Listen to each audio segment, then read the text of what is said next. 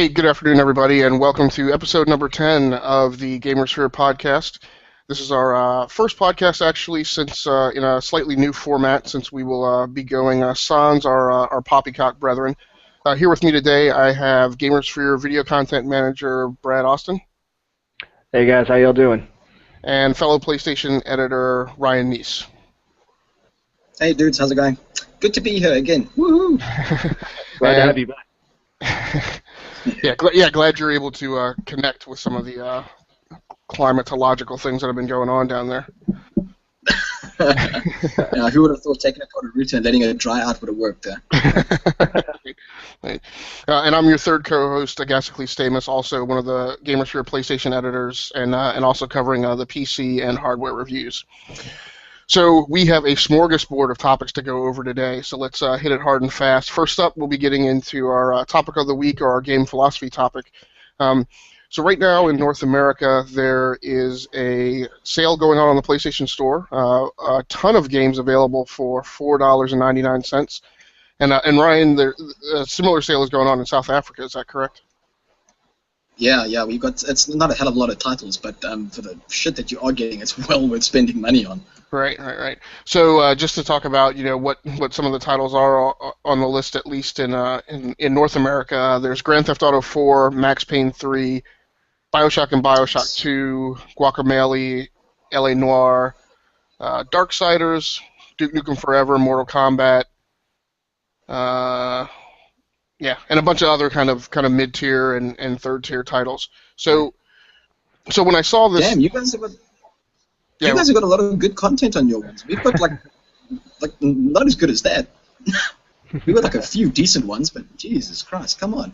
Yeah, it's a skosh over. Pretty good sale. It's a skosh over 20 titles that are on sale.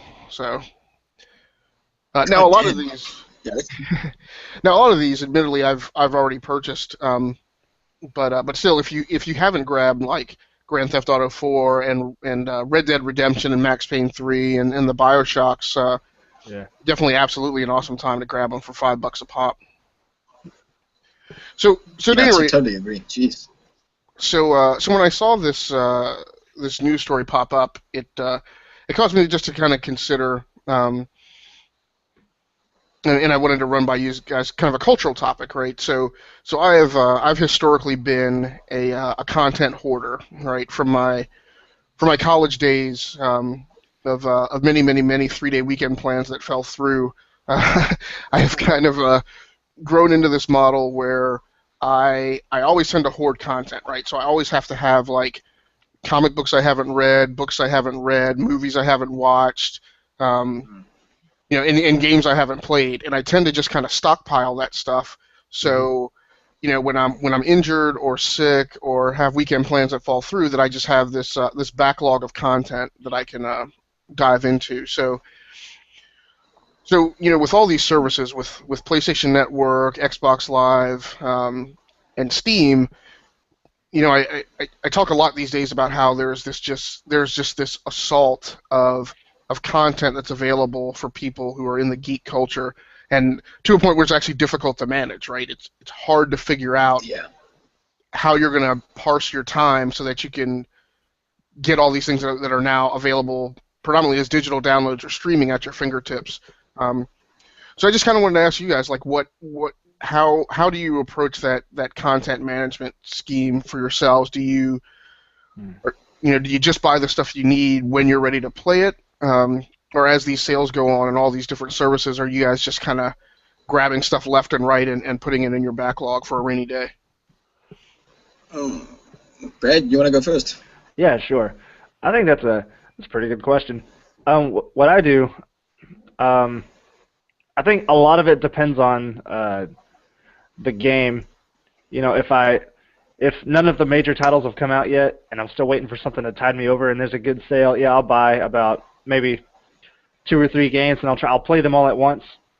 So I guess I don't let myself get backlogged, so I won't, if I had a PS4, or PlayStation at all, and this sale was happening, I don't know if I would buy like every game that looked appealing, just because I don't like to have a whole lot of content backed up, because I most likely will never play all of them, because then another sale will come around and I'll just buy those games as well. Yeah. I kind of, I kind of play when I need, kind of thing. Yeah. Okay. Yeah, from my from my side though, like with the sale that's going on now, I tend to, if there's games that I do want, or I've heard like a lot of good reviews or good things about, then I'll look out for it. If it comes down at a decent price, then I'll download that. But if it's like just downloading for a rainy day, I can't do that, because then I worry about the hard drive space in the PlayStation 3, and then what if I like all the games, and which one do I delete? And then I can't manage that kind of crap, because there's too much crap that I would actually have. I always go from one extreme to the next. Either I don't collect all the stuff, I only collect the things that I need, or I collect everything. One or the other. But I mean, like on the PSN, like on this side now, I mean, I don't know if you guys have ever played Puppeteer. That's on the PSN Instant Game Collection. And I've heard such great things about it, and it's free, so I'm going to download that. And if I don't like it, I will delete it, because that's my system. I need space. Although at the moment I've got so many games on my PS3 that I'm running out of space, like religiously. Right. So it sounds like you're kind of like a wish list gamer. Like you kind of keep track of the things that you want to play that you've missed, and if you happen to see them go on sale, you might grab them. Absolutely. Like I might like to plug in Far Cry 3 and the DLC you can get for like $100, which is like what, $10? Awesome. Not bad. Okay. Dude, that's great. Yeah. Yeah, that's what I'm getting. Awesome. Cool. So yeah, it's interesting to hear from you guys, because I think every gamer handles that differently, and there's definitely a flip side to whichever philosophy you follow. But Brad, like you mentioned, that thing of it would kind of stress you out to have that stuff kind of sitting in your backlog, and that's exactly what it does to me. Like when I go in my Steam backlog, or I. It really bugs the heck out of me. Like when I go to my PlayStation 3 and log in, and I go, I'm going to play this game, and I pull it up, and you pull up your save file, and the date stamp on it is from like a year ago, and I'm like, it just kills me. Yeah, it's pretty crazy. Yeah. So in our next section, we want to talk a little bit about articles and features that any of us have written. Ryan, I wanted to talk to you a bit and get your impressions on the PSN releases and games that rolled out into the PSN store in South Africa this week. Yeah, sure. Anything specific, or do you want me to just like go through the best things that have come out here, like finally? Yeah. Why don't you go ahead and throw out there kind of some of the big major titles that hit in South Africa this week?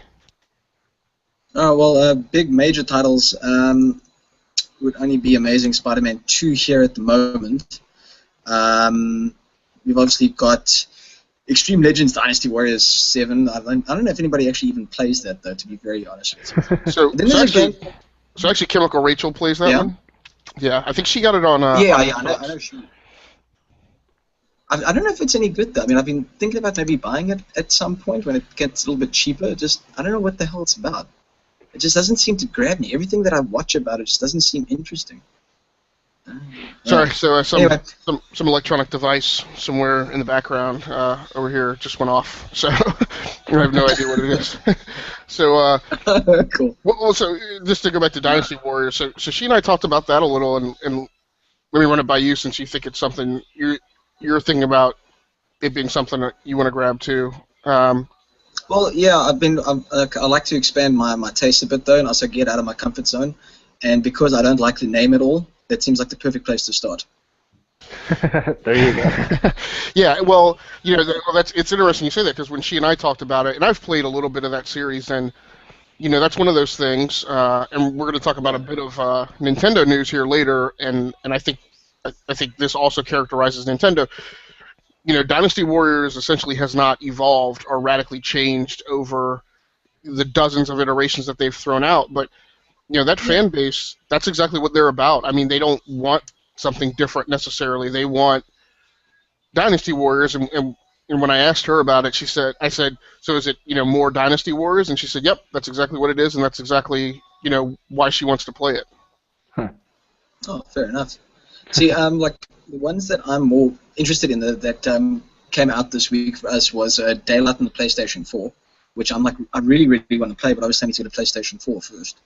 And then there's an indie game called Stick It to the Man that came out, and I've heard such interesting things about this one. I mean, I'm all for these weird, odd indie games, and Stick It to the Man looks flippin' interesting. And that's the one where is it a platformer where you're kind of like a stick figure running around? Yeah, pretty much. With a giant pink spaghetti arm. What the hell? Hey guys, I'm gonna go silent. And of course, I'm gonna go silence this oh, sorry, I mean, real quick. Keep going by all means. Oh, okay, cool. All right, cool. Yeah, and then on PS3 and PS4, which is kind of cool, Child of Light has just come out, and it's like only 204 Rand, which is actually pretty cheap considering the great reviews that's going around with this thing. Yeah, yeah. And then I can't wait to get that. The one that I love the most, the Amazing Spider-Man 2 Digital Edition. It's like right there, and I don't have the money to get it. I could download it. Damn it. It's such a tease. It's like right there. Oh, man. Yeah. But then on the other cool side, though, the South Park game has come down to like $400 here, which is awesome. That's seriously cheap because it was like $700 here, which would be actually it was $7.99, so it'd be $80 originally. So it's dropped down like $300. Wow. Yeah, so that's actually pretty cool. Debbie's brother was actually considering maybe buying it now because it's so cheap. So I told him, yeah, fucking do it. It's a good game. Southpaw? Is that what you said? South Park, Stick of Truth. Oh, okay. Oh, South Park. Yeah, duh. I was like, dude, Stick of Truth. Yeah, that's like an amazing game. I was like, yeah. You haven't played it yet? I haven't played it yet. I haven't bought Dude. a game. I haven't bought a new game this year. Yeah, I understand that, man. I get it, dude. Budget is tight. Yeah, it kind of is. There's so many good ones coming out this year because I try to let myself only buy 3 games per year. Number 1, time. Number 2, money. So I don't want to do what because when I first got my Xbox, I overloaded myself with games. I just bought any game I wanted, and there are so many that I either haven't finished or just straight up have never put in the console. Yeah. So. Yeah. Sucks. I guess there's anything new on your list, though? Like anything interesting? Nothing new. I think everybody who keeps up with the site is fairly well aware that we kind of have one of our running themes in the background is kind of this theme of retro gaming and playing older games, and yeah. So I've actually queued up an older game into my playlist. That was on sale this week in North America, Worms Revolution. So. Oh yeah, cool. So I'm actually going to be. Can I just mention something quickly though? Yeah, absolutely. Just regards to our podcast, Uncharted. I finally platinumed that game. Wow. Sweet. Nice. Wow. It was a lot of work. Number 2, here I come. So you're one of those. You like to complete, like, seriously, like, platinum all of your games? Do you not read the GamersSphere articles? What the fuck? No. Every now and then I like to do it, yeah. That's cool. Nice. Yeah. I guess you get anyway, just carry on, sorry. The whole experience of the game, so I guess that makes sense. Oh yeah, I mean you get your money's worth though if you're busy. Trophy hunting adds a shitload of replayability value. Yeah, nice. So next up on the agenda is a quick discussion on a piece that I wrote about Skulls of the Shotgun and questioning whether or not it'd be a slam dunk on the PlayStation 4. So I'm sorry, did I say Skulls of the Shotgun? You did. That's awesome. So it's Skulls of the Shogun. Makes it sound even better. So Skulls of the Shogun, and part of the reason this game caught my interest is because I'm kind of on like I said, I'm going to be playing Worms Revolution, which is a turn-based game. It's a turn-based game, and I've kind of got a little bit of a buzz on for looking for turn-based strategy content right now. So Skulls of the Shogun is also a turn-based game. It's actually been out on the PC since last summer. I think it came out like late July. And it's also actually made the rounds on several other platforms. So Xbox 360, iOS, Windows Phone. I actually want to check out the Windows Phone version because I think it looks like it's a game that would play really well as a handheld. And the other reason the game caught my interest is because I also have a yen for ancient Japanese history and ancient Japanese culture. So the motif of this game is that you are a deceased samurai, and you go into the afterworld, and because the samurai culture and philosophy of Bushido is heavily based on the world being made orderly. You're kind of thrown into this realm that's very juxtaposed to your philosophy because it's rampant anarchy, and dead samurai have been recruited or potentially enslaved there to fight as to participate in the anarchy. So you arrive in the Afterrealm and take on the role of trying to enforce some level of order in that dimension. So it sounds very interesting, and as a turn-based strategy game, one of the things that appeals to me is that it by definition is consumable in kind of bite-sized chunks, right? So you'll have the ability to log into the game and play a turn or 2 turns or 5 turns, and pause the game and save it and get out. Which if you're married and have kids and get called on to assist somewhere, save anywhere functionality is a must for a gamer. Because when you put your PlayStation on pause and get up and walk away, you don't really know if you're going to be gone for 5 minutes or 5 hours. Yeah, that's true. Actually, every game should have that feature. Seriously. For real. Yeah. That's always been a really big problem for me to stomach as a PC gamer, where save anywhere was kind of the standard, whereas consoles tend to conform to this design philosophy of save points. Right. And some games have awful autosaves. Yeah. Like I think Far Cry 3 had the worst autosave system ever.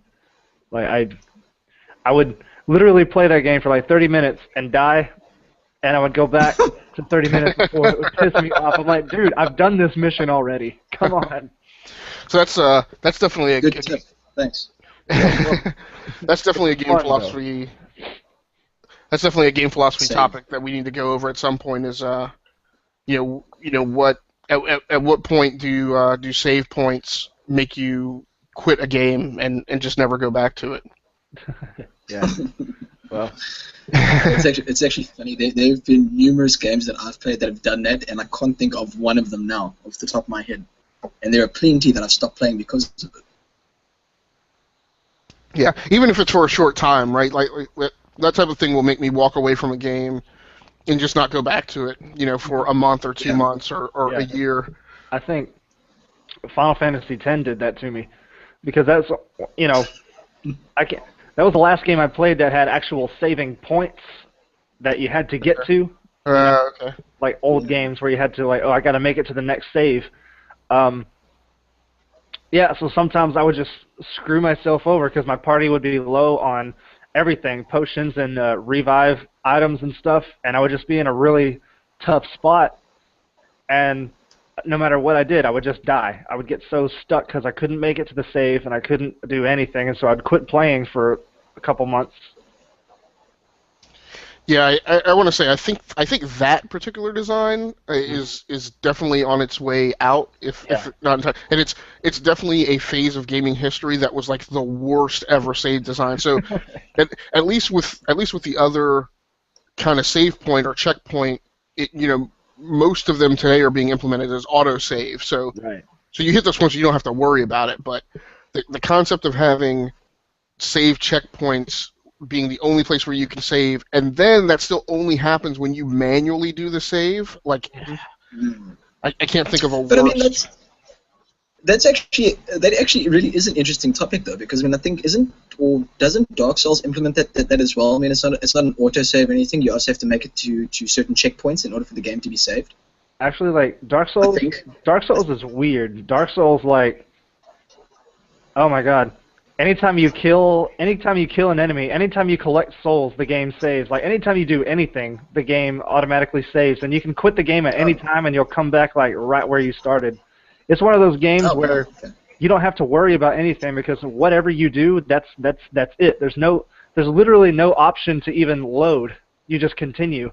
So if you screw up, there's no like loading before then. It's such a weird system, but it's awesome because it makes the game feel, I don't know, a lot more. It's so crazy, but I like it though. Yeah, that's pretty cool. I was actually thinking though, I mean, like if you wanted to have a realistic experience, then like what you were mentioning now, Brad, about not being able to get your party to a certain save point. I remember playing Chrono Cross on the PlayStation 1. You also had to get to these triangle save points in order to save, and I got beaten to hell by some angel dude, and I could not make it to the save point, and I didn't save anywhere before. Yeah. So I had to restart like 4 or 5 missions prior to get in there. The thing is, though, for that kind of stuff, you have to be prepared. It's that kind of game. I think that's why those older games, they allowed like 99 save slots. And 10 did, and I was like, who the hell would need this many? And I'm like, maybe this is why they want you to like just be prepared for getting stuck. But I saw the save slots. I was like, okay, so that's generous. They gave me like 5, and I was like, damn, how many of these are there? And I sat there for 5 minutes holding the down arrow, and it went all the way down to 99. I'm like, whew, like who would need this? All right, so let's roll on to the news because we have a ton of news to cover. So CCP Games reveals Project Legion. So the developers behind the EVE Online franchise, which is one of the most popular MMO franchises or games out there. I shouldn't maybe refer to it as a franchise. So these guys also did Dust 514, which I didn't play. But I think that's a PlayStation 3 game, right? Yeah, it is. Yeah, so yeah, never mind. Sorry, carry on. So Dust 514 was an incredibly ambitious design where it was based in the EVE world, and it would allow some level of cross connection between what was going on in EVE Online and what happens in Dust 514. So EVE Online is a space simulation / space strategy game, whereas Dust 514 is a first-person shooter. So I never actually played. In fact, I never really heard about Dust 514 releasing. I know I heard a lot of buzz in the build-up to it and during the beta, but actually on that, I mean, I listened to a lot of the older IGN podcasts like a few months ago, and they had, I can't remember the guy's name, but I think one of the main creators of Dust 514 came on and explained how 514 would connect to the EVE Online side, and it's actually pretty cool. And then Colin Moriarty still had to try and do this guide or something, and the whole economy in that thing. I mean, it's a living, breathing world, and everything happens in a very natural, realistic way. So it's actually pretty big, but I don't know why. I know people got bored with it. Maybe I'm not too sure. Because while it sounds awesome on paper, it just didn't seem to execute things that well. And not many people actually got into it because it was too complicated. It was too realistic or something. So that was a big part of the discussion in the build up to it. Is that, and again, it goes back to that, that quintessential inherent difference that typically exists between your average PC gamer versus your average console gamer, and arguably, and yes, I'm going to throw out some generalizations and stereotypes, but arguably your typical PC gamer is a person who likes highly complex things, arguably things that are overly complex just for the sake of being complicated. Yeah. And so, if you... Well, the thing is...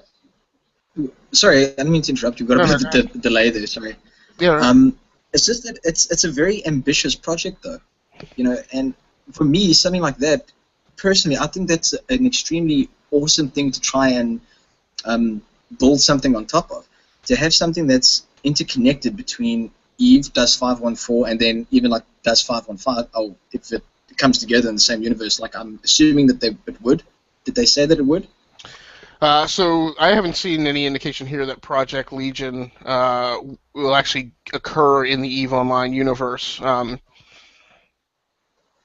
Because I think I just think things that are interconnected like that, like, I mean, from the Eve side, purchasing a planet, then sending your troops down, and then the troops are the players playing Dust 514, and then expanding that to a Dust 515 where it becomes like some sort of intergalactic space battle. That just sounds so freaking awesome. Well, so I don't understand why people wouldn't be like excited about that.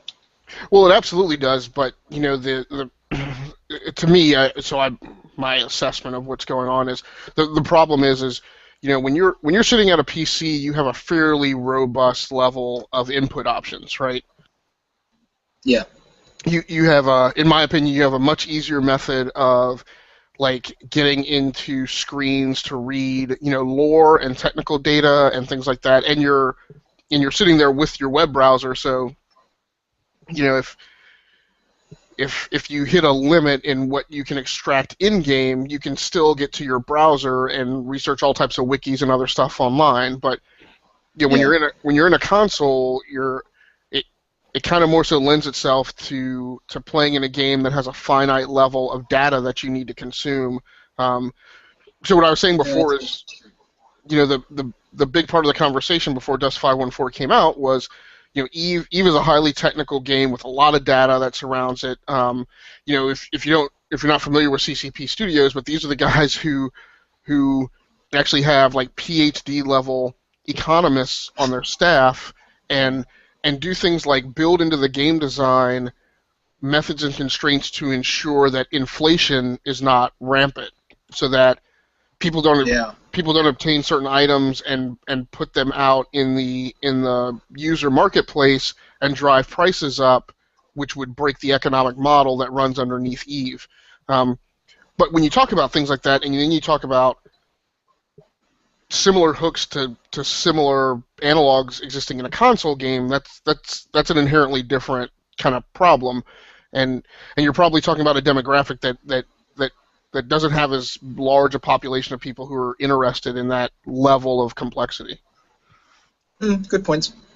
So at any rate, Project Legion is a new project that CCP Studios is working on. As far as I can tell, it does not necessarily take place in the Eve universe, but has some elements of Dust 514. It's an intention to blend more of.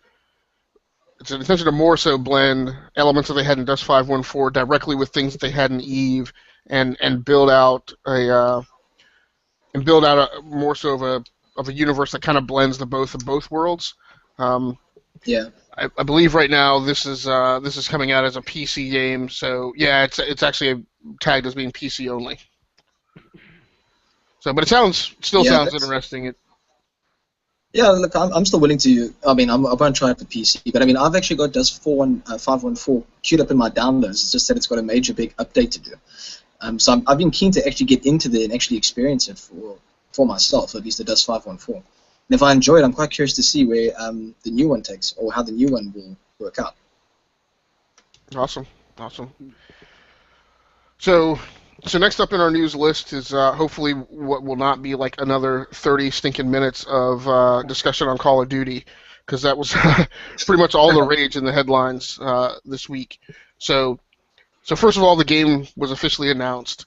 Shortly after the game was officially announced, actually within the first 24 hours, screenshots started hitting the internet concerning the title. So I don't know if you guys saw these, but yeah. Yeah, I did. I've actually got a few things I'd like to say. Now, the thing is, though, is that Call of Duty is now. I just want to get some understanding here. It's now in a 3-year development cycle. Yes. Yes, right, and that information actually came out a few months ago. So right. ahead of these announcements. Yeah, no, I just wanted to make sure on that, though. So does that mean, though, that they've got now teams working like all together at the same time, so that it's still year after year, but each one is having a 3-year cycle? And my math sucks, so you have to correct me on that kind of crap. Right. So or is it now every 3 years there'll be a new Call of Duty? No, yeah. I'm sorry. Go ahead. Okay. Yeah, no, they're releasing one every year. It's just all the developers will have, up to 3 years to work on their game. Yeah. So what they've done? That's awesome. That's going to make them so much better. And Yes. I told myself I was going to stop buying Call of Duty because, Titanfall became a thing, and I'm like, okay, now I'm into this, and I don't need to have 2 multiplayer games taking up all my time. But now Sledgehammer looks like they're doing crazy off-the-wall shit with this game. Like this is Yeah. for Call of Duty. This is different. Like this is insane. This is almost insanity for that franchise. It's attractive. This is a whole new game, man. This is a whole new everything. Right. This is just coming from the screenshots that I'm seeing. Yeah. But that's just there was screenshot one alone. picture though. See, it's actually funny that I have so much to say because I'm not a fan of Call of Duty, but these screenshots alone are enough to pique my interest in it. Right. Like that suit or that whatever this thing the guy's wearing. Yeah. It reminds me of that exoskeleton suit in Elysium.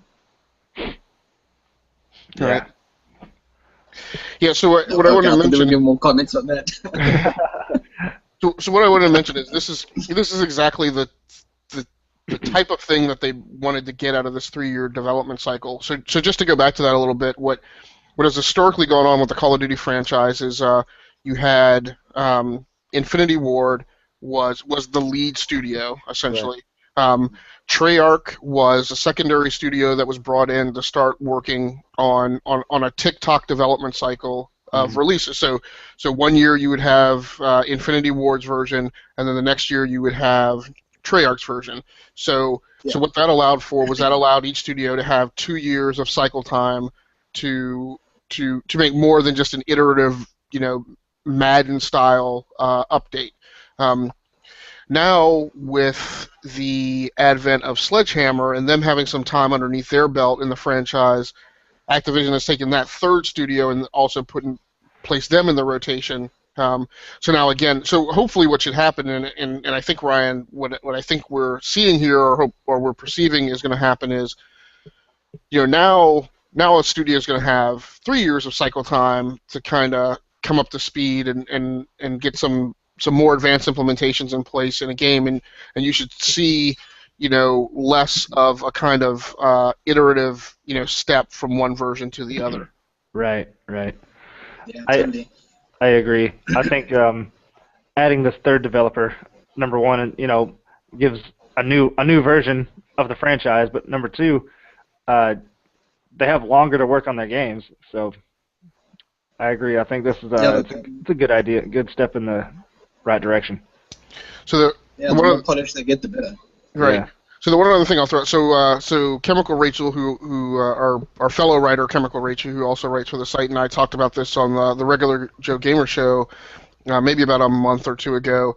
The downside to this, and I'm talking about for a studio, for an individual team, for the morale of a bunch of developers on a team, is, if your version is a whiff, right? If if your version is a pop fly that gets you out right off the bat and gets bad reviews and is much maligned and much reviled by the community, before you would kind of have a year off, and then you would have that next year to kind of get your reputation back. Right. And granted, with Treyarch and Infinity Ward, we didn't really see any downstep in a given version.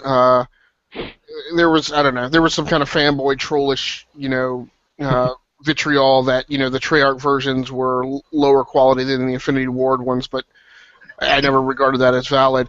But right. But now, if a studio does, granted, again, we haven't seen it before, but if a studio does pump one of these things out and it's a dud, now you've got 3 years, right, to get your mojo back and kind of get a version out there to get your reputation back. So, right. Be interesting to see if that actually ever becomes an issue. One of our viewers has been posting questions. I'm so sorry, Viola. She I missed all of them, but anyway, her latest one says that she can't stand Call of Duty because it's the only thing her boyfriend likes to play. Pretty much, she doesn't understand the fascination. It's just shooting and shooting. But I used to not be really into it until college, and I watched my roommate play Black Ops 2, and he would play all the time, and he was pretty good at it, and just watching him play would make me want to play because I wanted to be like that good at a game, because I had never played an online game before, really. I played Halo, but I sucked. Yeah. Hey, can we? I hate to do this. I hate to interrupt the show's flow, but I feel awful that Viola has actually been I know. in the Q&A. So Let's answer her questions. all of her questions. Yeah. All right. Well, first off, a little ego boost for us. She says that her favorite pastime right now for Saturdays is getting stoned and watching this. Oh, nice. She actually visited us. She visited us last week. Okay. Wow. Wow. Yeah. Wow.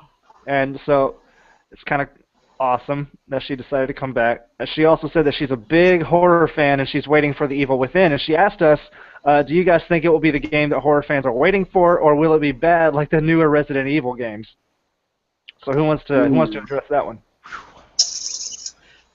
And then there was silence. Yeah, I mean, are any of us I don't know if we have any members from the staff here who are like the horror game genre experts.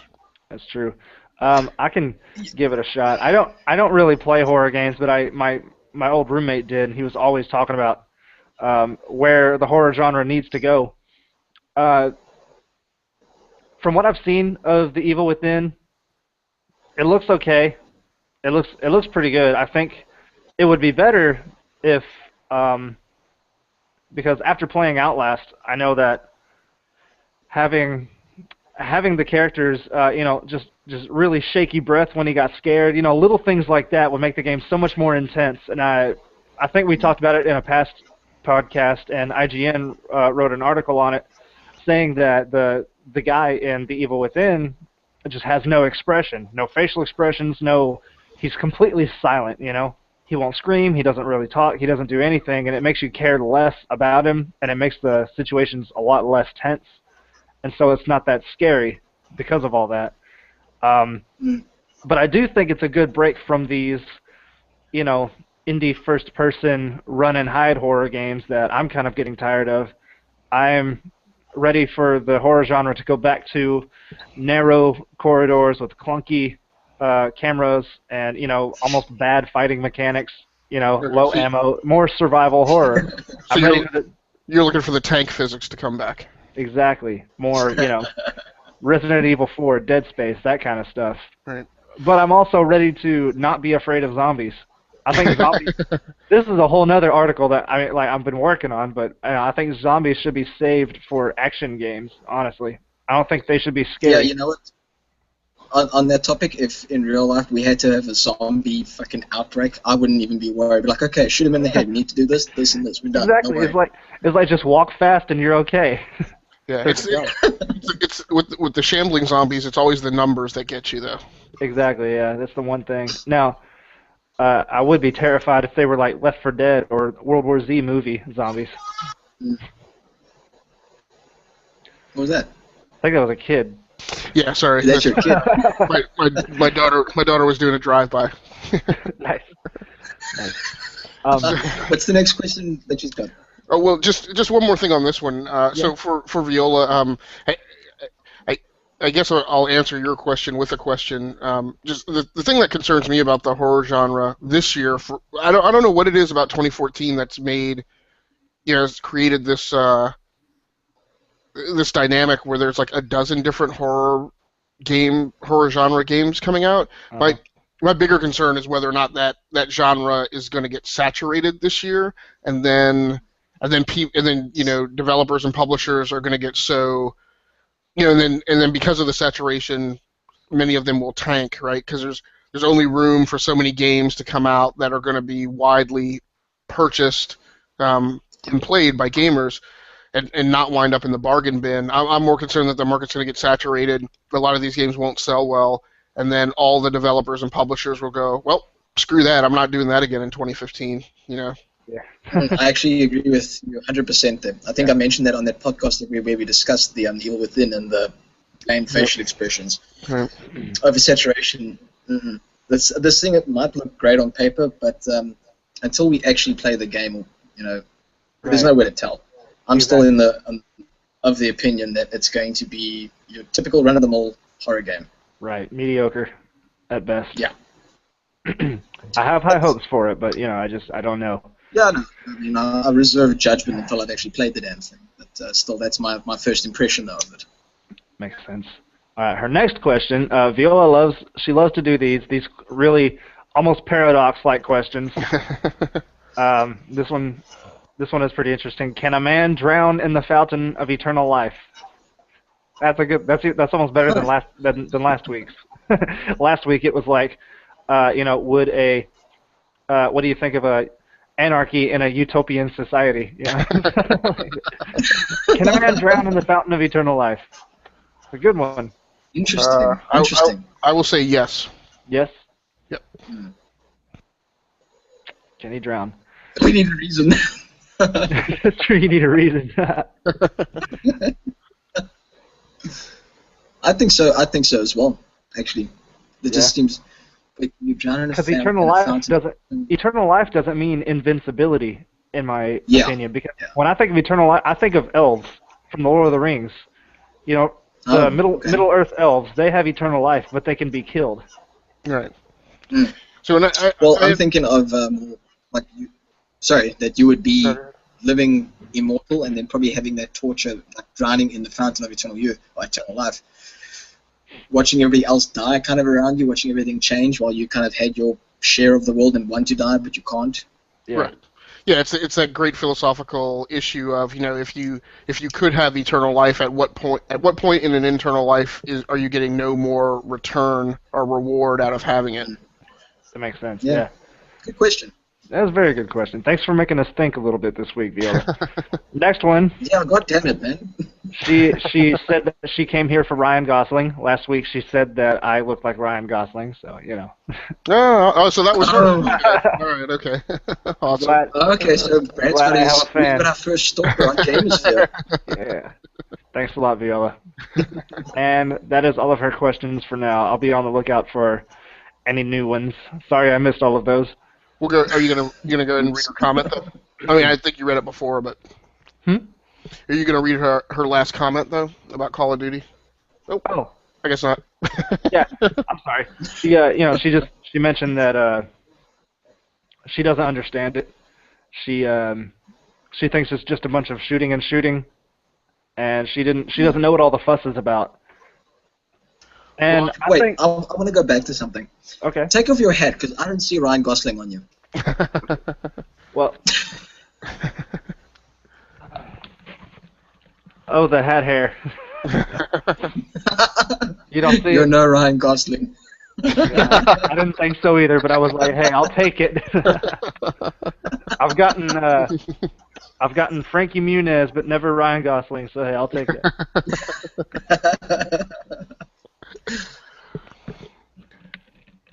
So okay, what's next? So what I'll say is on Viola's comment is I agree. like ever since Modern Warfare 2, like when I picked up Modern Warfare 2 and I went into it and I was playing then with a pretty tight group of friends, like yeah. I went into it and I was like, so this is like an expansion pack for Modern Warfare? Like I just kind of don't. Yeah, that makes sense. Whoa, that was some bad lag that I got. Yeah. Anyway, I kind of feel the same way. I do like. How do I put it? I think it's a genre for certain people. You got to be the kind of person who just likes, Twitch shooting. It's almost like the difference between Forza fans and Burnout fans. It's like if you like, Twitch driving, or if you like more of a slow simulator.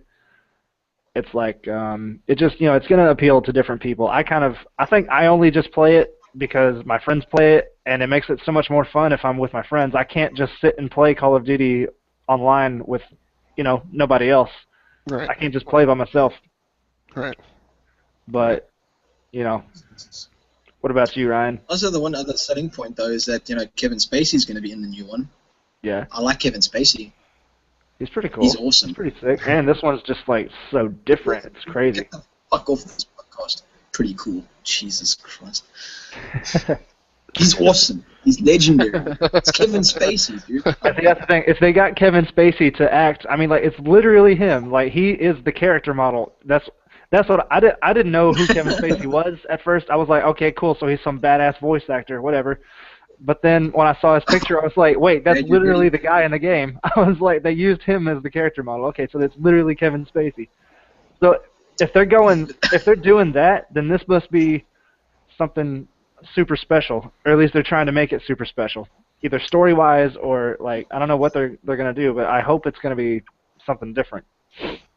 Well, it's not the first time they've attempted some sort of big name to the franchise. I mean, who was it? David S. Goyer that wrote Call of Duty Ghosts, I think. Did he? I think it was him. He wrote it? Black Ops 2. Could have been those ones. Okay. Yeah, I thought Ghost had a great campaign. It's probably one of my favorite, more modern Call of Duty campaigns. I actually still want to try that. I haven't played it yet. Pretty good. If you want to get starstruck about the talent in a video game, check out the cast list for Halo 3. Okay. Yeah. Send that link. Wow. There. I mean, when you go through the top, when you go through the first ones, I mean, there's so many people who just like jumped on board that thing for like bit parts. So, really? Keith David, Ron Perlman, Robert Davi, Terrence Stamp. Wait, is that for the game? That was for that they were cast members in Halo 3.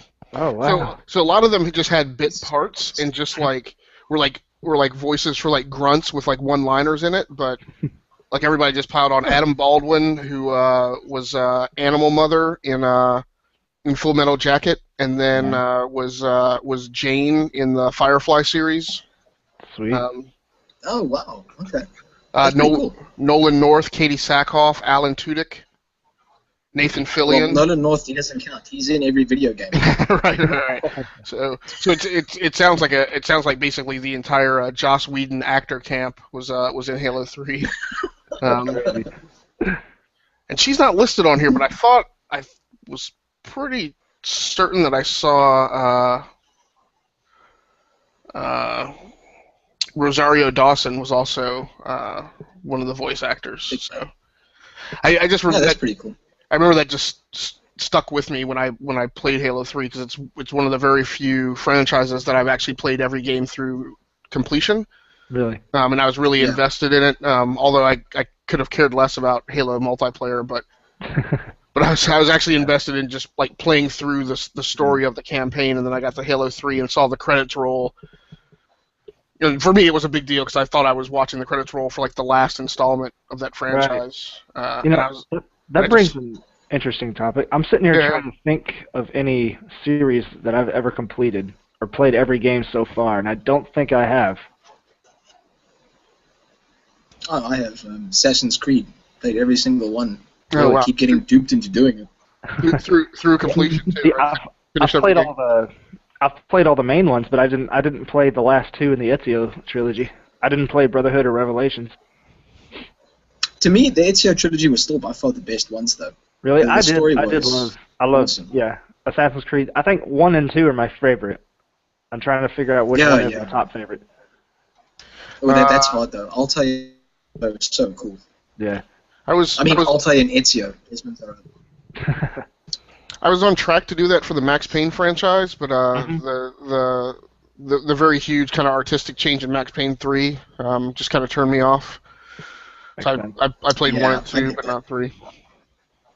Let's see. I played 3 and I found it very overrated. Yeah, that wouldn't surprise me. Okay, so let's go ahead and wrap up the news stories on Call of Duty. So, Ryan, I think you covered everything on it except the fact that that DLC for the game is coming to Xbox One. Well, I'm assuming Xbox One. It actually doesn't specify Xbox One. It just says Xbox, which means So it could be One and the 360. Right. It's coming to that. It's coming to the Xbox consoles first, which I think that's how it's always been for Call of Duty so far. The DLC has always gone to the Xbox first. Yes, I mean, like, that to me isn't really, it's not like news. I mean, we all knew that was going to happen. Well, I forgot about it until just now. I think it actually, to me, it is very curious because because the last thing we heard on this topic was that, and I think we talked a little bit about this in another podcast, but through the last console generation, it was very common for Xbox to be the lead platform, right? That's who. We do trust you, Viola. I agree that I'm just taking your word for it that Brad looks like Ryan Gosling. Well, what just happened? He was like, maybe you guys don't see it, but trust me, Brad does look like Ryan Gosling. So, I'm going to rewatch The Notebook, and then I'll comment next week. Maybe it's because I grew the beard. Or Viola, what do Well, you Ryan want? Gosling had a beard in The Notebook. Anyway.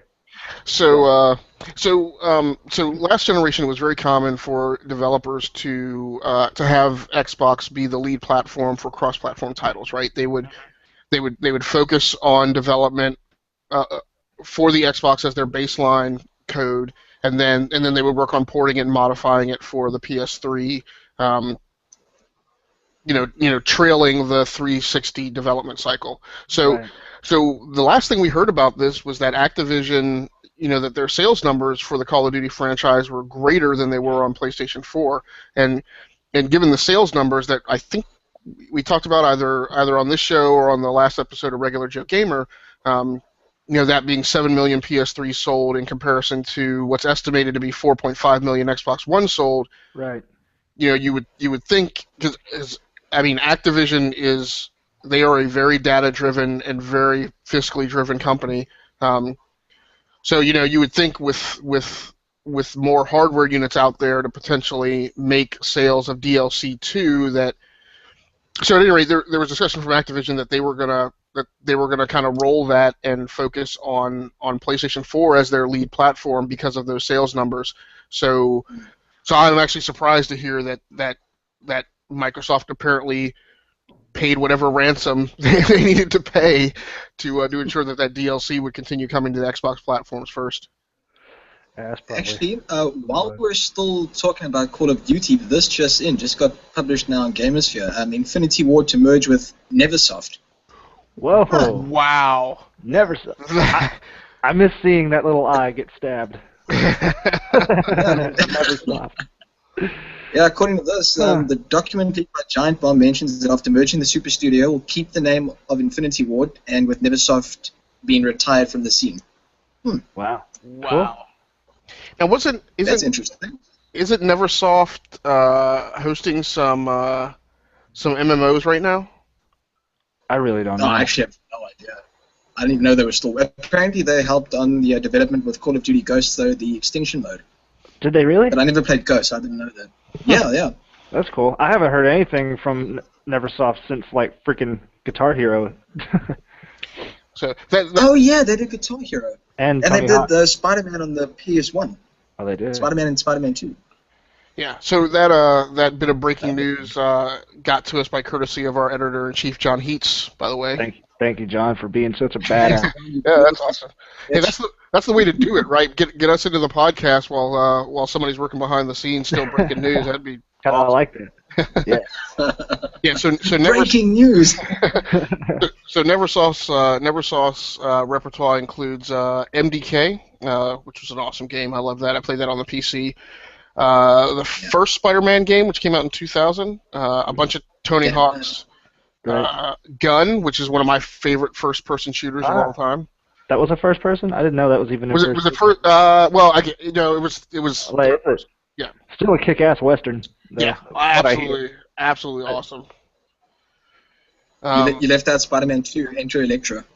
I'm not seeing that on there. Are you sure they did it? I don't. Maybe I'm wrong. It could have been Treyarch. Sorry. Yeah.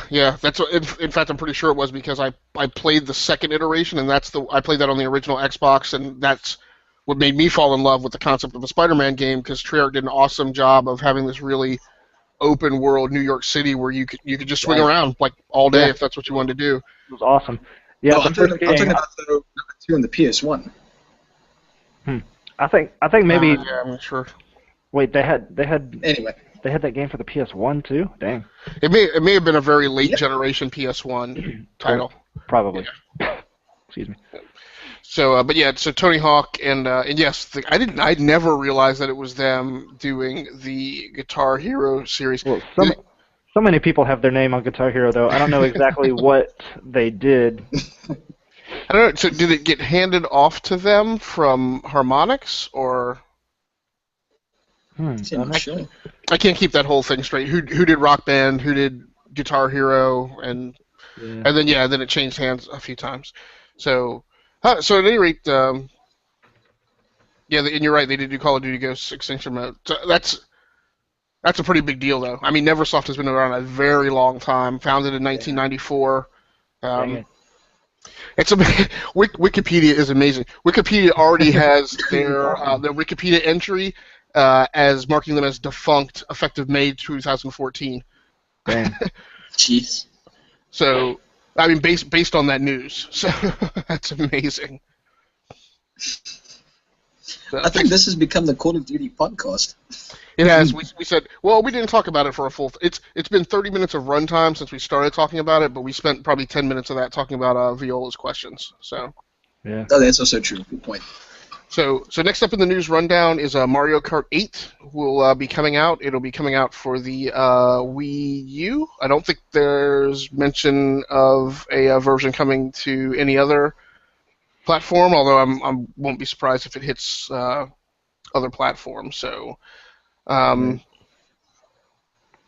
you think it will?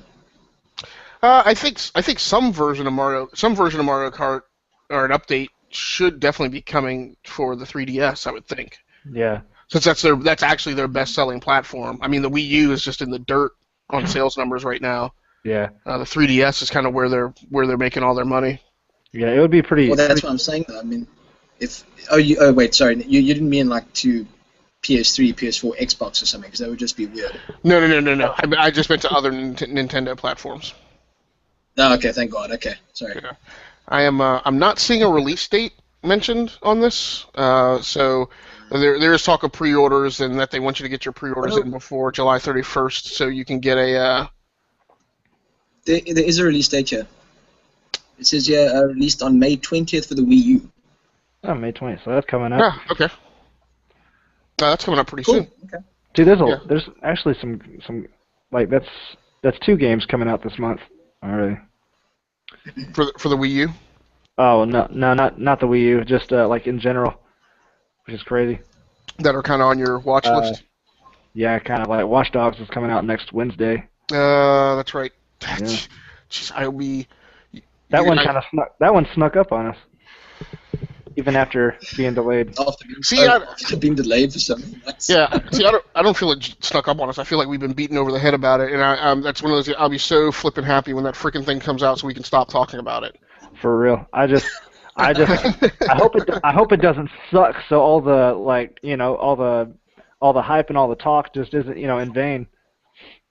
I wouldn't mind if it. Well, I shouldn't say I wouldn't mind if it sucked, because however much I dislike any game, I still want the game and the developers. I want those guys to be successful. Right. But I'm just over it. Totally. So next, they hyped the hell out of that game.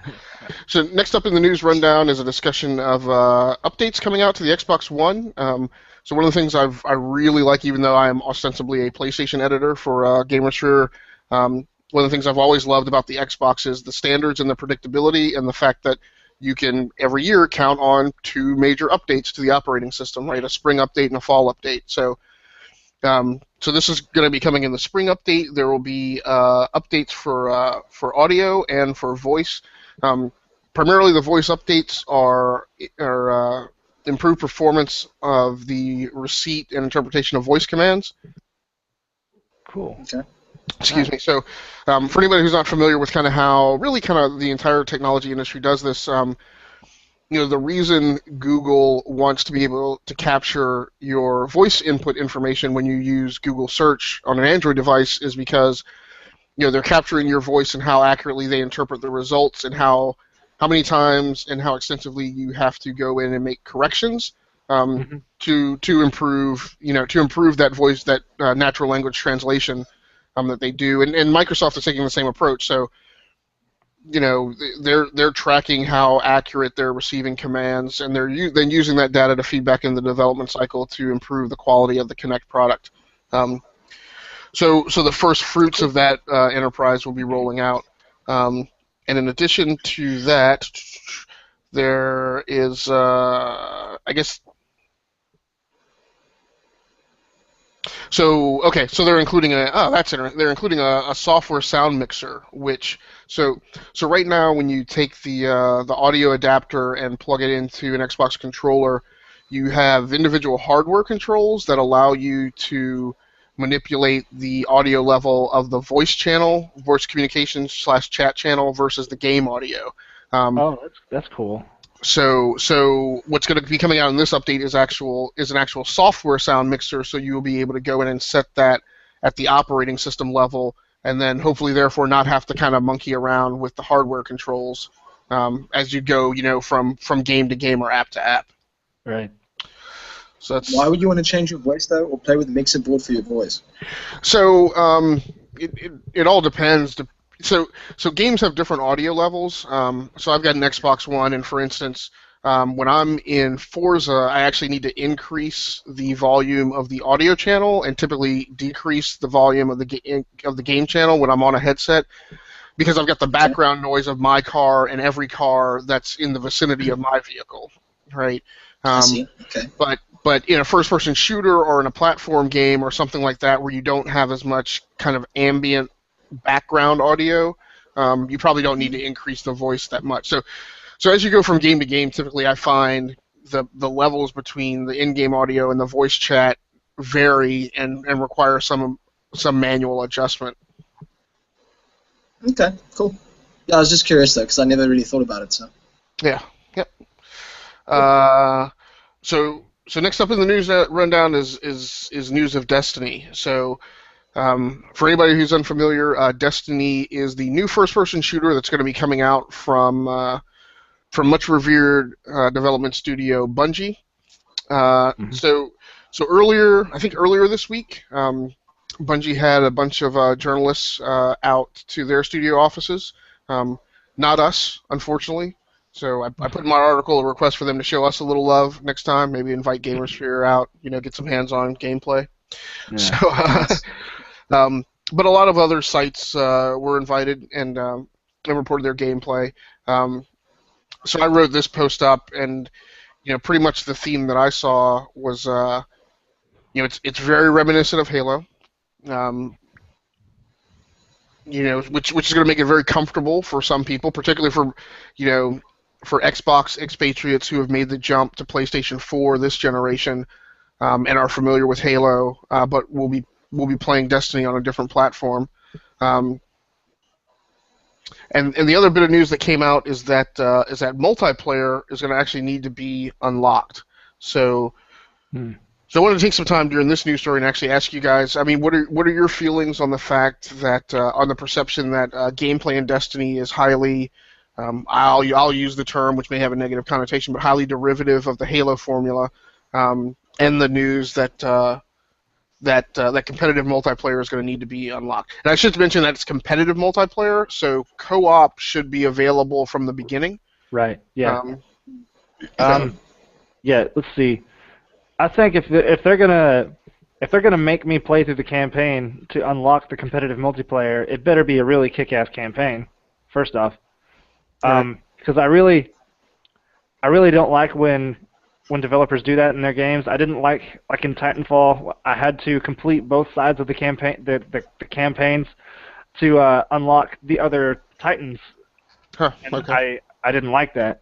So mainly because I just wasn't enjoying the campaign. So I hope that if they're going to make players unlock the competitive multiplayer, the campaign should be really, really good. Otherwise, it's just going to be a chore. Because most people buy a first-person shooter that has competitive multiplayer just to play the multiplayer. At least they have that in mind. They're like, okay, maybe I'll play through the campaign just once just to do it because it's in there, but mainly I want this for the multiplayer. Yeah, Ryan, what about you?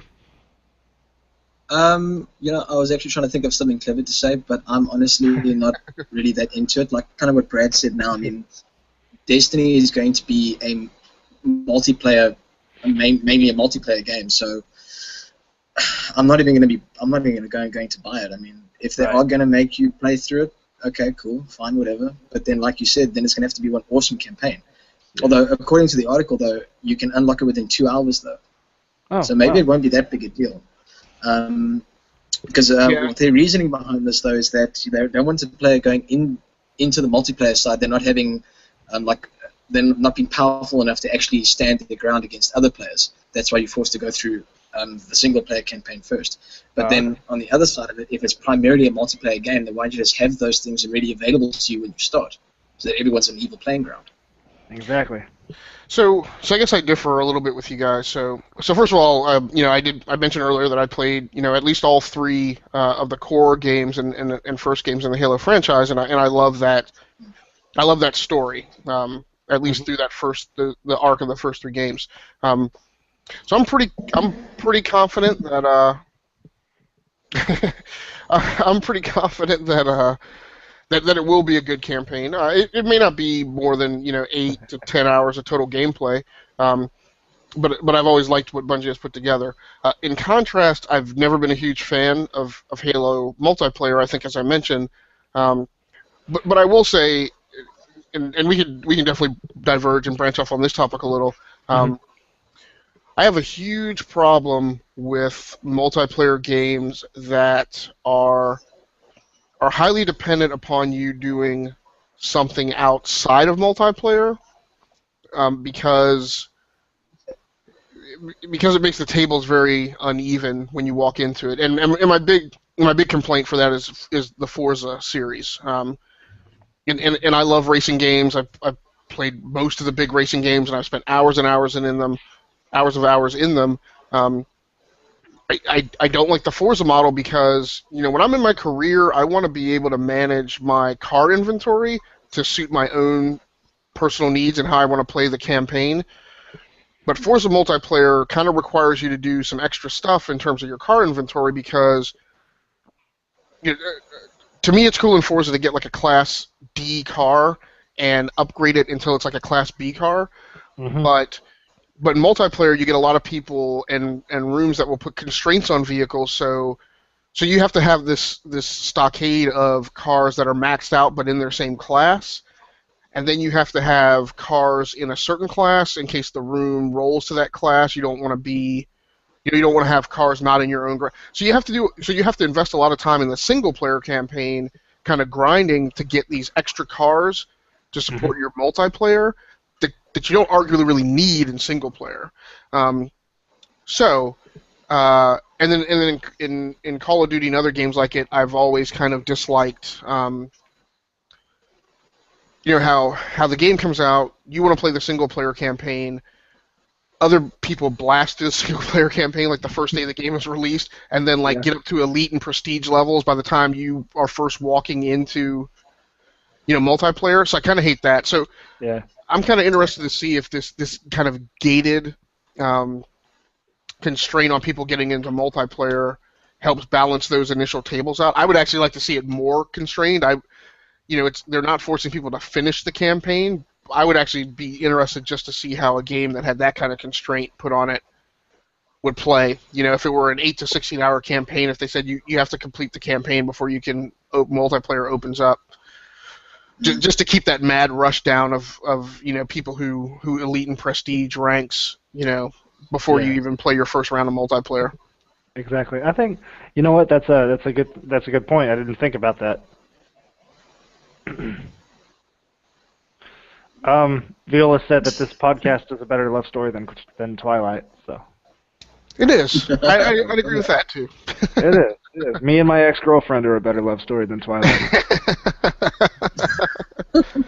Hey, I'm certain if we had more than one viewer, more than one listener, there would definitely be people who were either Team Brad or Team Ryan.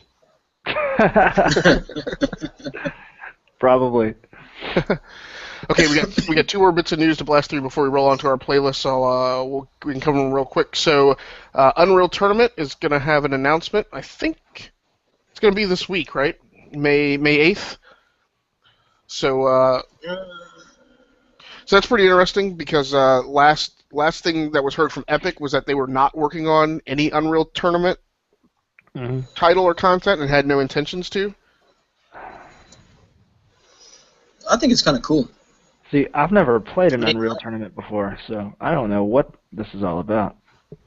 So I played Unreal Tournament 3. It was absolutely awesome. I mean, Yeah. it was just so much fun. A little bit repetitive, but you get lost in all the action that's going on, the crazy action. It was a lot of fun. So I'm actually kind of looking forward to this. It's the only multiplayer game I actually really enjoyed. That and Counter-Strike.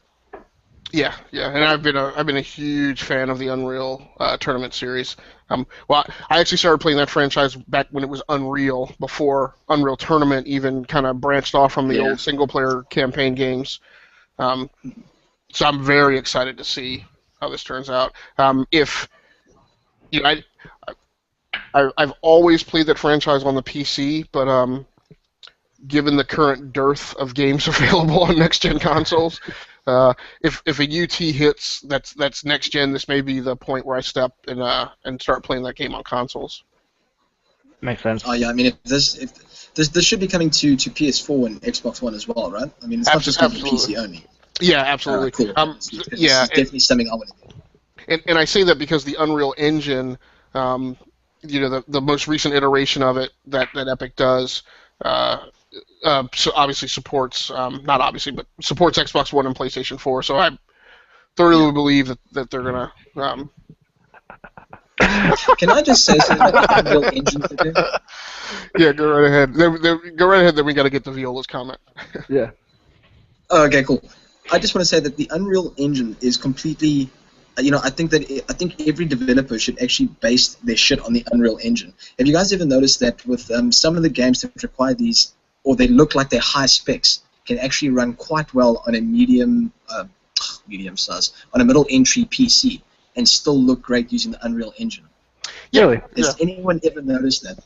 Yeah, absolutely. I mean, that's part of the design philosophy and the technology that goes into the Unreal Engine is for it to be scalable because I mean, for Epic to make money, they wouldn't want to build an engine that could only be used for the highest end AAA games, right? You want to make something that you can sell and license to everyone and have them make games that scale, from the low end to the high end.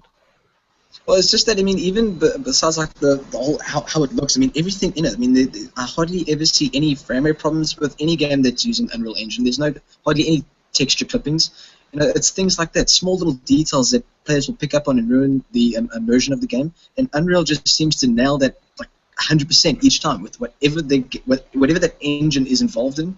It just makes that game perfect. Yeah, I won't fully agree with you on the concept that everyone should do that because I mean I like the variety and I like seeing what studios do with their own engines. So.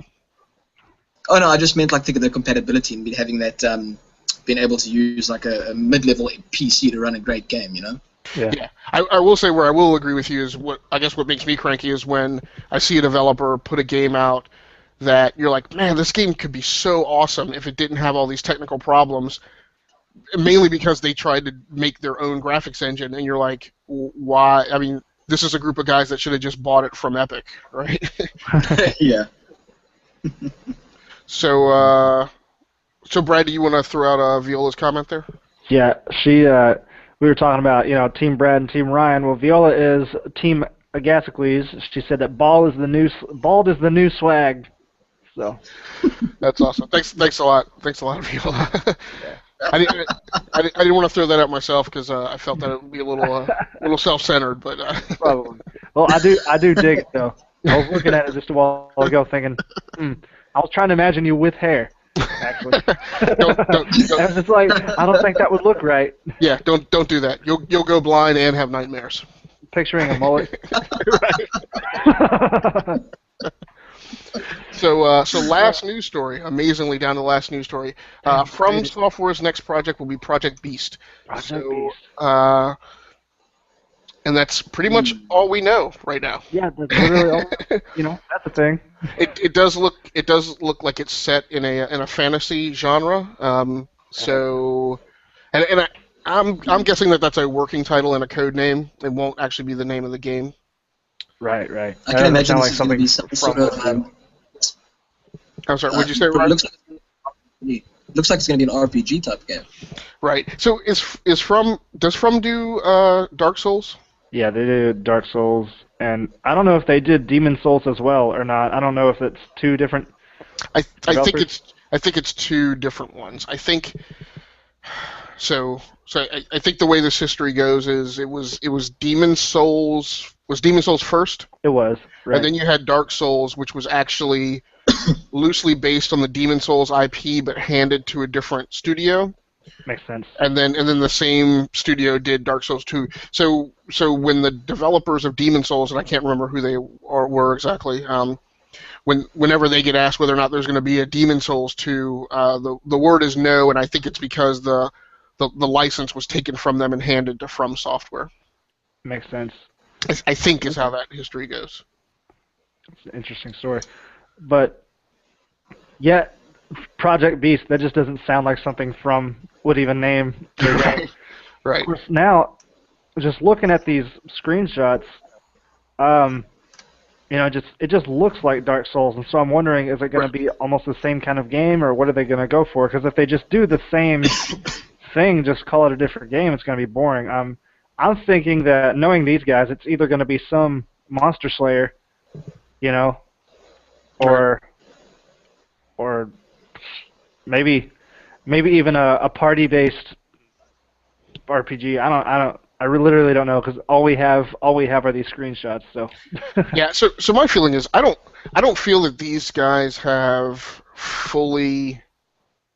I don't think these guys have apexed on what they're putting together for Dark Souls. So, I don't think it's completely out of the ballpark for it to be feasible that this might be a Dark Souls 3.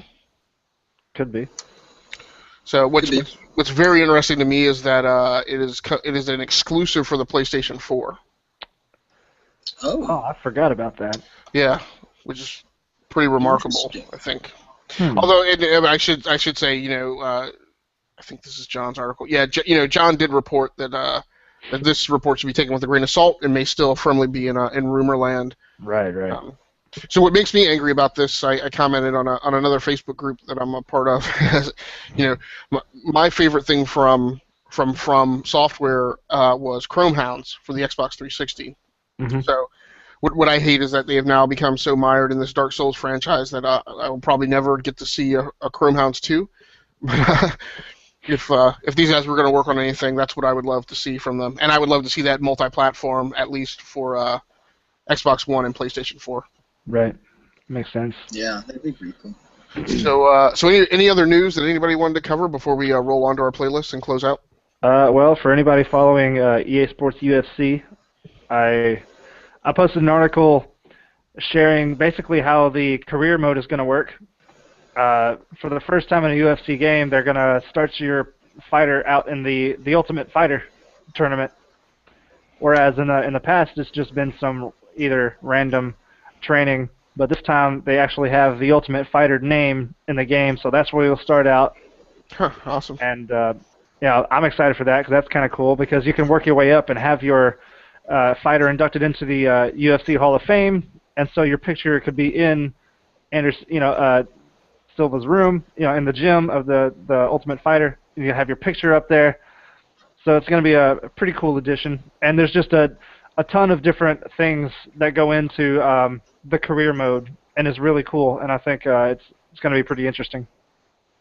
So you can go check that out. Sounds great. Yeah. So on to our playlist, Brad. Do you want to start us off? What Sure. have you been gaming on for like the last couple weeks or month or so? Let's see. I'm playing through Portal 2. It was on a Steam midweek madness, so I got it for $5. Couldn't beat that. I've never played a Portal game before. I was like, I got to play one at some point. So got the second one. It's awesome. Fighting through it. I'm trying to finish Hitman Go so I can write my review. I know it's going to be a really late review, but I think we need one. And obviously we don't get early access just yet, so reviews are going to be late. But yeah, I'm loving the heck out of that game. And I'm playing Outlast. and Dungeon Keeper, as most of our viewers know, because the videos. And actually, yesterday, Activision's having a sale on Steam, and so I bought Call of Duty 4 and Modern Warfare 2 because those are the only modern Call of Duty games that I haven't played yet. So I figured, why not? I'll play through those. Yeah, Steam's having a 75% off sale on all Activision titles, I think. Yeah, it's pretty sweet. Yep. They got some good stuff. And there's also there was a Star Wars sale. I don't know when it ends, but it was in celebration of Star Wars Day. That's tomorrow. They had like Battlefront 2, Knights of the Old Republic, stuff like that. Really discounted. Yeah, and I'll mention on that too a game that's on my wish list on Steam. Star Wars Empire at War is on sale for $6.79 via that Star Wars sale on Steam. So if you are a RTS fan, a real-time strategy game fan, and you'd be interested in playing something built in the Star Wars franchise, that game is the bomb. So I would definitely check that out. Yeah. I would love to get. Did you ever play Star Wars Bounty Hunter on like the PlayStation 2 or the Xbox?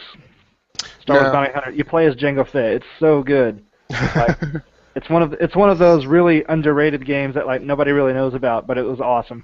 Yeah, my underrated game in the Star Wars franchise is number one, that Star Wars Empire at War thing that I just mentioned, but also Star Wars Republic Commando. I was a big fan of. Commando? Yeah, I've heard of that one. I never played it though. Yeah, that's if you find that one on sale, I think that one's pretty awesome. Awesome. Let's see, and I think that's really about it as far as what I'm playing. Okay, so for me, I think I mentioned earlier in the show that I pulled down Worms Revolution. It was on sale on the PlayStation Network this week, and that's what I'll be playing. That's going to be my retro title for the time being. I just wrapped up, not really wrapped up because I didn't fully complete the game, but I posted a 75% review of TEC 3001, which for the PC, which when you look at it, kind of looks like a training simulator for a Terminator. So, it looks pretty awesome. Yeah, it is. The game is branded as an endless runner, but it's really a platformer. If you're really into platforming games, and I mean really for the platforming, not for like a lot of the other stuff that platform games wind up pulling in, I think this title is awesome. It absolutely conveys one of the best senses of speed that I've ever gotten out of a game. I mean, even more so. I mean, I haven't extensively played Sonic titles, but even more so than a Sonic title. So the game is a from behind. It's a from behind camera viewpoint of a robot who travels down these levels. There's 41 levels in the single player campaign, and like I said, your avatar runs incredibly fast, and there's speed boosts and different levels where you hit speed traps, and you have to accelerate at the specific point in the speed trap to maximize your top speed gain going through the speed trap. And you jump over obstacles and slide underneath obstacles. As the game goes on, there is less and less ground on levels to run on, and you spend a lot of your time airborne. And the game in the later levels really becomes this game about conservation of momentum, where you try and maximize and maintain your altitude and your speed in order to cross those various parts of the map that don't have any actual ground on them. So really awesome title. And the developers have tweeted back at me a couple times when I've been tweeting about the game. So good on them for what happened to me. Right.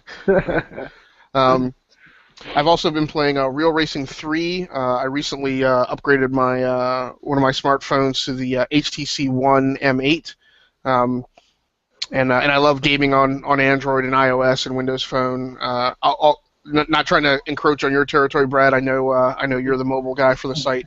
No, that's cool. I like But so I thought, what better way to see what kind of increased graphics fidelity we were getting out of the HTC One M8 hardware than to pull up Real Racing 3, and it plays awesome on that hardware. Great. And then finally, I've been playing Infamous Second Son on the PlayStation 4. I've not been overly invested in the Infamous series franchise. In fact, never played any game in the title until the original one became a free game that was available via PlayStation Plus. So I pulled it down and played a little bit of it and was impressed by it. But the recent joint playthrough and review by Ryan, John Heats, and I of Uncharted has made me kind of reconsider how I should treat Sony franchises and Sony franchises that are exclusive to the PlayStation 4, especially since I wrote the article that where I tried to, do the proof via data that those titles don't sell that well on the platform, and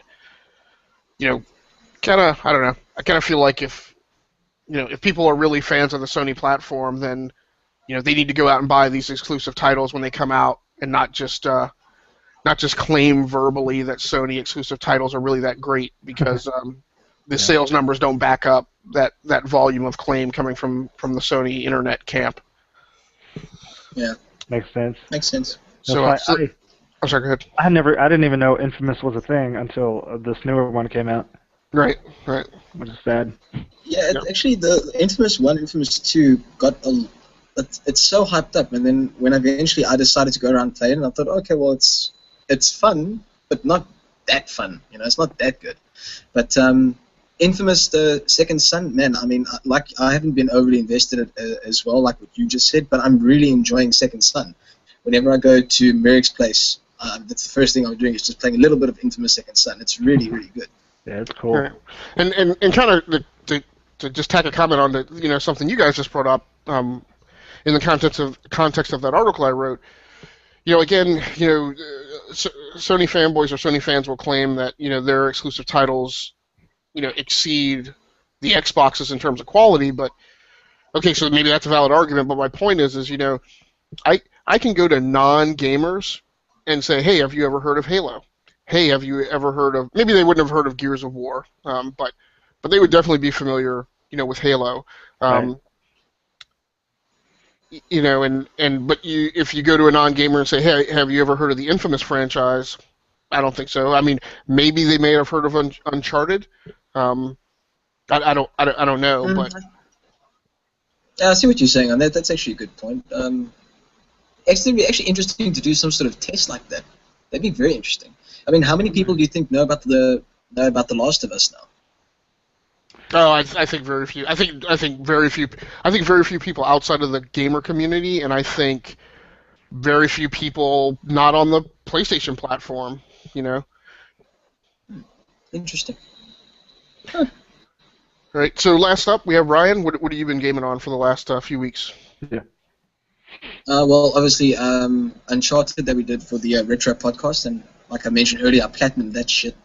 And Arkham Origins, the DLC, Cold Heart, which is the origin story of Mr. Freeze, which was freaking awesome, I must say. Really, really good. Wrote a review for that on GamersSphere. Really, really good. Awesome. And then busy platinuming Amazing Spider-Man now at the moment. Got one more trophy to do, and I'll get that. And then for a bit of a retro feel, Metal Gear Solid, the first one that came out on PlayStation. What? Nice. How are you playing? Is that available on the PlayStation Network? Via backwards? Yeah, it's under the PS Classics. Yeah. Wow, I didn't know that. That's awesome. That was like the only. My God, that game is freakish. Oh. Yeah, and it's like the only game in that franchise that I actually like. So I might go back and play that. Yeah, myself. actually, I mean, honestly, I've actually never played one Metal Gear title. So when I came across it, I thought, you know what, why don't you start at number one? And I'm actually glad that I did, despite all its flaws that it has, even for back then. I mean, I can't imagine this. I mean, the gun mechanics in there is broken. It is fucking broken. But the story is really, really interesting. Yeah. That's awesome. Viola said that. Yeah. Viola left us a comment. She says that The Last of Us was awesome, and I will agree. Damn straight. I'm watching a playthrough of it right now, and it's got the most believable and amazing dialogue, and just the best script I've ever I don't know what it is with Sony's exclusives, but they have great scripts. I tell you what, like character interaction in Infamous and in The Last of Us is just superb.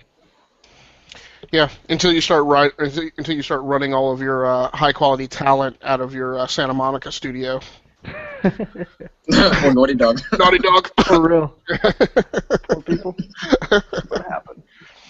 So, all right, guys. Anything else that you guys want to cover before we wrap up here? I don't think so. No, I think we're pretty good. Okay. So if you are trying to catch up with any of my content or see just kind of what I'm working on around social media, I'm Agasically famous on every social network. So Google+, Twitter, Facebook, so you can follow my stuff there.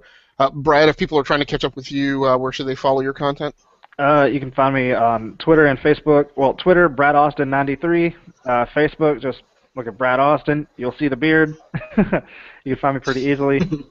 And that's really the only social networking I do. And Ryan Neese, what about you? Where should people catch up with your stuff on social networks? Oh, you can find me on Twitter at GamersTherapy. That's pretty much it. Everyone hacking my Facebook, you know. All right, so thanks so much for anybody out there who is listening in or downloading the podcast after the fact or watching it on YouTube. We definitely appreciate the viewership. However, if you really want to support us, please head over to the site at GamersSphere.com, read a few articles, and post a few comments. As always, if you're listening to this podcast, we count you amongst our fans and supporters, and we are definitely interested in doing what we need to keep you interested. So thanks a lot for thanks a lot for joining us, everybody. Thanks a lot, Brad, for joining in. No problem. Ryan, thanks much for joining up. Yeah, good to see you guys. Yeah, great seeing you guys. Awesome conversation as always. Viola, thanks so much for joining in. Yes, Viola's wishing us. Bye, Viola. Bye, Viola. Ryan loves you. You as well are awesome. Yeah. All right. We're definitely gonna have to get some Viola GamersSphere I don't know, fan content going on the site. That'll be great. Well, never mind. So thanks a lot, everybody, for joining in. That is episode number 10 of the GamersSphere Weekly Podcast in the can, and we are out of here.